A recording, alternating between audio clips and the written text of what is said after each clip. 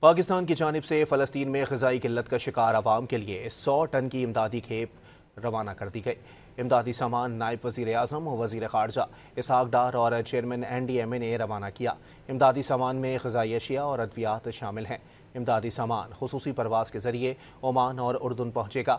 NDMA خصوصی پروازوں کے ذریعے مجموعی طور پر 200 ٹن امدادی سامان فلسطین بھجوائے گا۔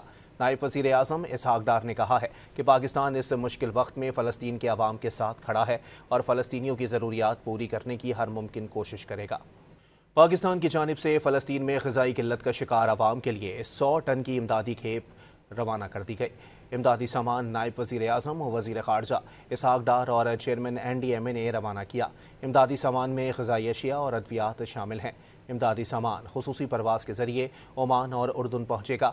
NDMA خصوصی پروازوں کے ذریعے مجموعی طور پر 200 ٹن امدادی سامان فلسطین بھجوائے گا۔